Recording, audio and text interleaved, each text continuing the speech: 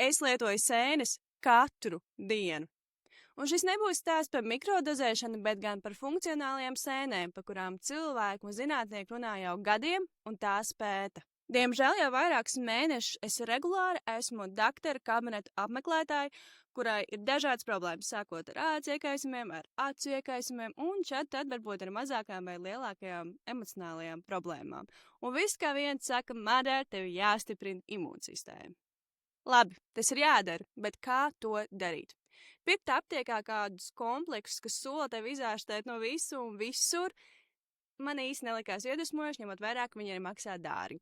Un tad, sākot vairāk pētīt un domāt par to, kā es varu palīdzēt savai imūnsistēmai, diezgan likumsakrīgi, ka es uzdūros uz funkcionālajām sēnēm, jeb tieši uz reishi ekstraktu. Pētījumi pierāda, ka šis ekstrakts spēj palīdzēt mūsu nervu sistēmai, stiprināt imūnsistēmu un arī uzlabot miega kvalitāti. Ne tikai zinātnieki to pierāda, bet varu to apliecināt arī es. Jau vairāk kā 3 nedēļas es lietoju 2 kapsulas dienā pēc ēšanas.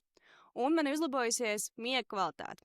Kad arī līdz šim es nekad neesmu bijis cilvēks, kam kādreiz bijušas problēmas ar miegu, izrādes, iemigt ir daudz vieglāk un arī pamosties ir daudz vieglāk. Tieši tajā brīdī, kad es izlēmu ļauties šim eksperimentam un pamēģināt reishi ekstraktu, man dzīvē, diemžēl, notika diezgan liela emocionāla satricinājuma, ar kuriem es, manuprāt, tiku diezgan labi galā. Protams, es nezinu, vai šī sēna nāca talkā, tomēr man gribās domāt, ka jā. Katra no šīm sēnēm tev var palīdzēt citādāk. Mieram, spēkam, prātam, imunitātei vai miegam. Katrs no šīm sēnēm ir pagatavot tikai no sēņu augķermeņiem, ir 100% vegāni.